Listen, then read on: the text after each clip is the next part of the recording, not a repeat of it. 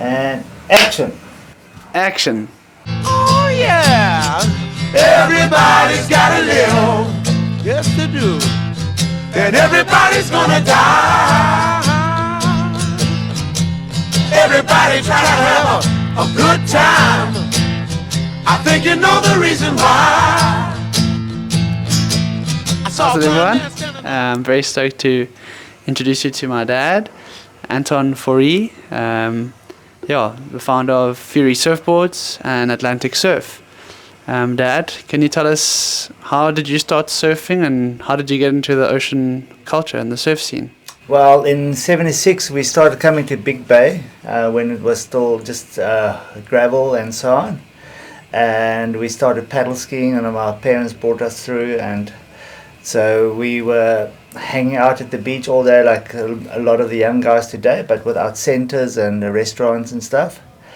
And yeah, we just had fun at the beach, and that's how the passion grew. And then eventually we moved from paddle skiing to surfing, and then from surfing to windsurfing, and then all sorts of water sports just followed on from there. But so that's where our passion for the ocean started.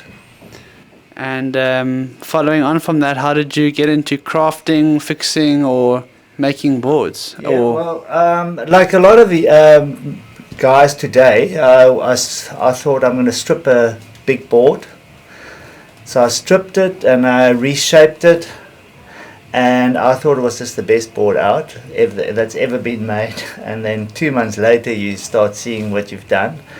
But it was, the creative process was, my creative juices started there, and and then from there on it was doing repairs. And I learned a lot from doing repairs. For people that ever want to do get into boards or anything, it's quite a handy skill to have, even if you travel to Indo and stuff, to be able to do your own repairs, quick repairs. But yeah, that's how it started. And then eventually started the factory in '88, Fourie Factory in Rose Street. And from there, that's the factory. We had the factory for about 8 years, and then we started with the shop in '95. Sure. And just give us a background on how the surf scene was, the culture between shapers, between surfers, between shops back in those days, if you want to call it. The surf scene was very different to today. First of all, as far as the shops go, there was a hell of a lot less shops. There was Dave Lipschitz down in Cape Town, and in Tableview there was Atlantic Energy with Fissy and Craig Mitrovic, and then on the south there was Corner Surf Shop and Lifestyle. Those are the ones that comes to mind quickly. And a lot smaller industry, but lots of fun. Lots more fun as well. And the boards was very much less complicated than today, because we made a 6.2, a 6.3, 6.4, a 6.5, and a guy would pick up a 6.2 and go surf that. And they also obviously look very different, like the what do you call these boards that the older looking boards that everybody's trying to... Retro boards. Those were the boards that we were using in those days. And so it was very much more simple, without so many models and so on. So but it was a very, very fun time, and I don't think as busy as today, or definitely not as busy as today. But we had lots of fun.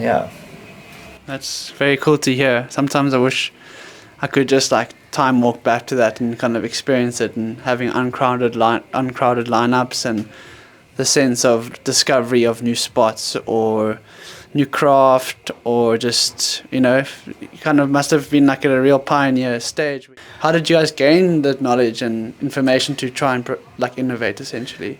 Well, boards wise, I went the long way. I didn't go to factories and stuff. You weren't allowed to walk into a factory. I mean, you weren't allowed Because of to. competition or because of Yeah, just it was just it was barriers of closed. entry? Yeah, you can't go in there because they don't want people to see what they're doing. What you're doing now today is like very unusual. You wouldn't be able to walk into a factory like that. And so I had to learn the hardest way, and that was by mistakes, but it was a very good way to learn as well. It's more expensive, but you learn why you do stuff and why you don't do certain things. So I gained a lot of experience through that, and then over the years I learned through when I was making the windsurfing boards, the internationals that came here for the windsurfing and the surfing actually.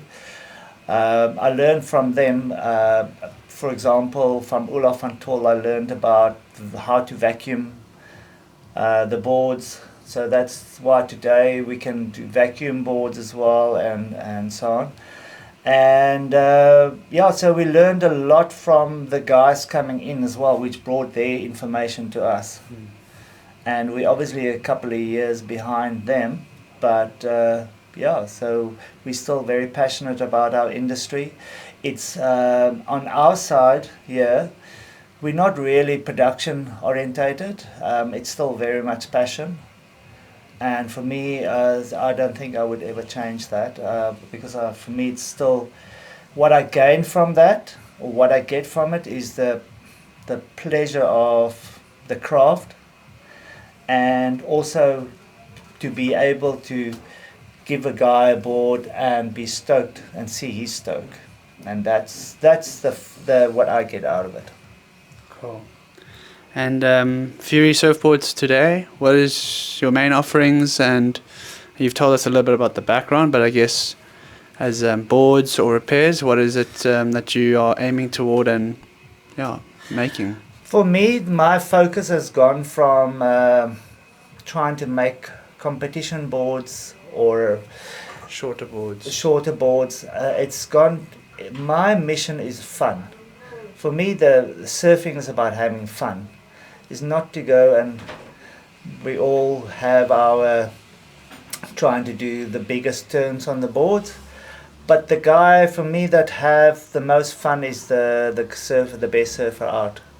And that's also then to try and educate people to get the right boards is also quite important for me, because like I say, lots of us, and that's what we did in the 80s and 90s, we all surfed pretty smaller boards thanks to Kelly.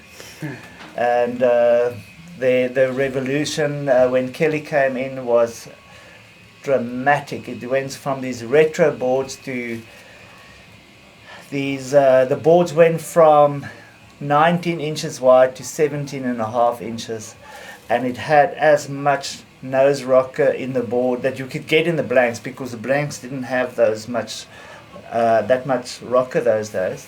So we had to shape in the tail and the noses just to get that in, because if the board had that, then people were happy.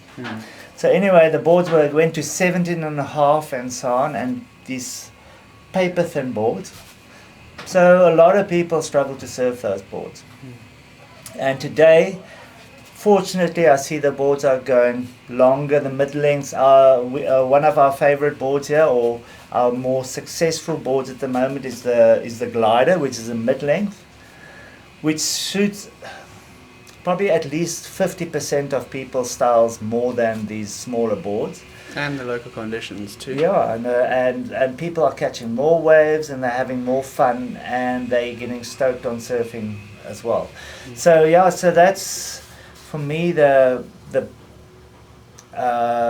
our side is we probably push for people to have more fun when they surf. And just surfboards or kiteboards too? Well, we do everything. We started doing the wingboards as well, but it starts off with surfboards, kiteboards, subs, and then we do a lot of repairs. and repairs for us is a passion as well, because we're trying to do professional, quick repairs that it won't take the value of your board away when you get your board. Awesome. Thanks for sharing that, and I think it's been a good learning curve and dive into the archives of where the surf culture came, your surf culture and this shop's surf culture. And I'm looking forward to tell that to my kids one day too. That'll be cool. Shot. Thank you. Yeah.